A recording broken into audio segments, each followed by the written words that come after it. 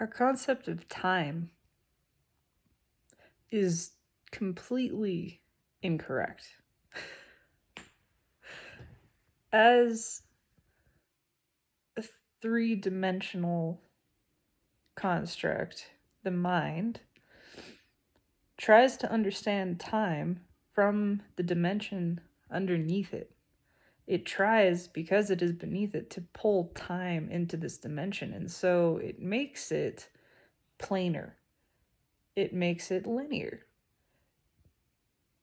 It perceives time in the same way that it perceives space, essentially, because it's all it can do.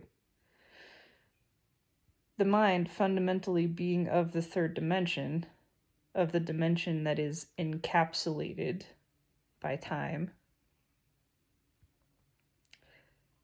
can't quite comprehend it. It tries to translate it in terms that it does understand, but in doing so, it flattens that dimension. And so instead of actually understanding how the dimension of time works, it translates it into a 3D concept of the fourth dimension. The idea of time.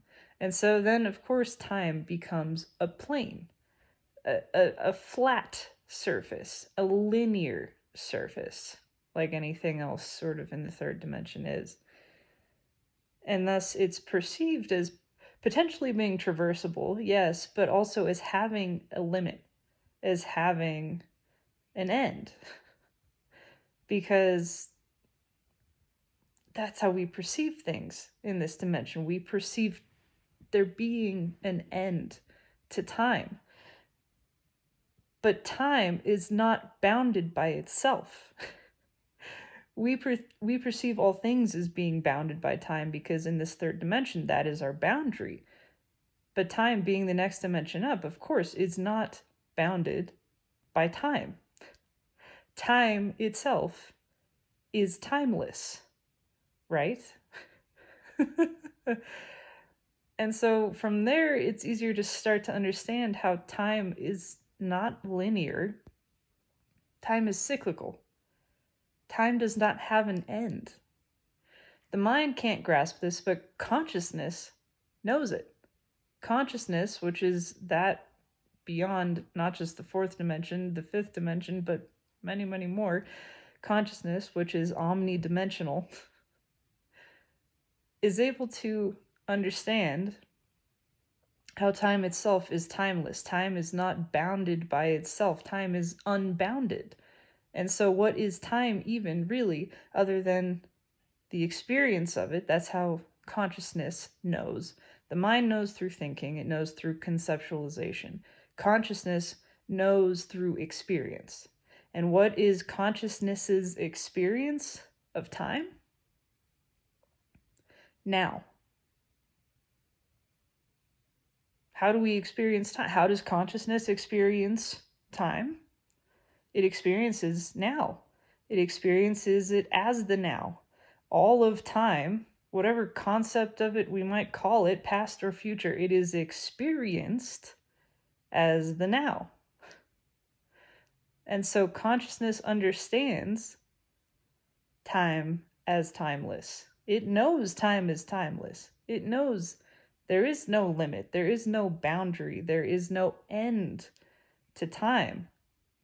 It is a cycle. That's all it ever is. And when we start to bring back into awareness, we start to reconceptualize time not as linear but cyclical, and we see that it has no end, then we do away with this whole ridiculous notion of time being a thing that can be wasted. It is not a finite resource. It's not a resource at all. It just is. It's a cycle. And because it is a cycle, it has no end. It continues eternally. It is itself timeless. And because it continues eternally, there is no possible way to waste it. That is not how it works. It's just a continuous motion, same as any other continuous motion. When we're then experiencing time from this perspective, which perceives it as always now, it's just what part of the cycle are we on now? What part of this cycle is currently manifesting as now? Are we in an upward expansive motion? Are we in an outward stage of growth? Are we in a sort of apex period? Are we in the downward motion? Which is not to say negative, it's just the other side, the natural side of the cycle. The cycle requires both sides to be a cycle, right?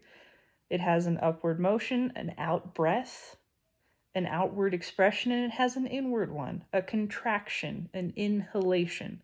And both of them are equally important and beautiful and valuable and feed into one another and eternally progress this cycle.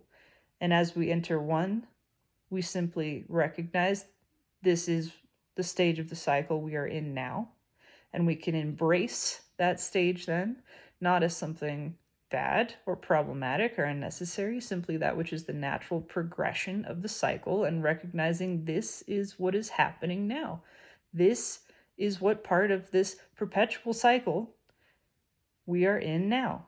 We are in an in-breath. We are in the inhalation period. We are in the period which naturally is drawing inward, which is the going within, the isolating, the hibernating. This call to rest, to restoration, right? And so it becomes much easier to accept things like the doing of nothing. There is this deeply ingrained mental conditioning because of the conditioning of perceiving time as linear and therefore as a resource and therefore as a thing that can be wasted. Then we start judging what is happening in the moment, in the now. We start perceiving it through this lens which says it either should be this way or shouldn't be that way. And things like rest and restoration become placed in this category of wasteful. And then we fight them when they are a natural part of the cycle. A cycle that is eternal, a cycle that no portion of which can be wasted, a cycle which is forever progressing. We are in this phase and we will leave this phase and we will return to this phase. And all you are ever doing is experiencing it. So then it becomes a focus on being. No matter what is occurring in the cycle, we're being. Whether we are doing nothing or doing something, we're just being. And all of it is right. And in fact, the doing of nothing can be perceived as proactive and productive as the doing of something, because it's not about the doing, it's about the being. So let us return. First of all, let us release this ridiculous 3D mental construction of time as a linear thing and a thing which can run out or be wasted. None of that is true. Return to the knowledge of consciousness, which correctly experiences time as a cycle which is always now. And then it is just the question of what portion of the cycle are we on now.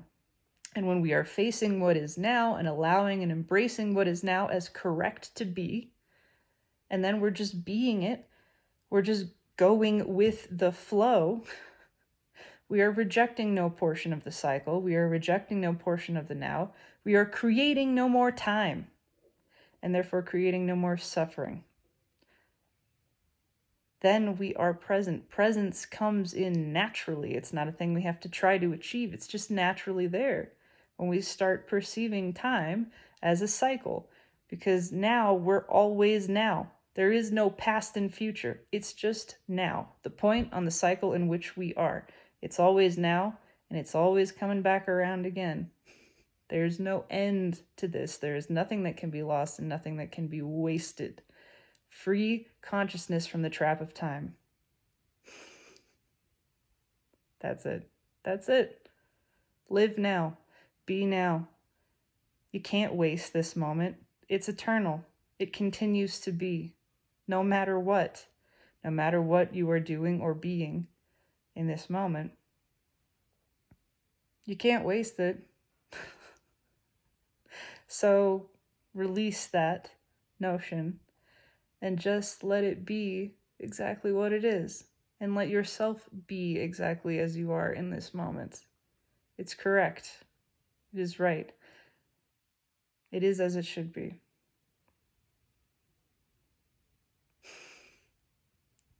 That's it. Reclaim the knowing of time as it truly is.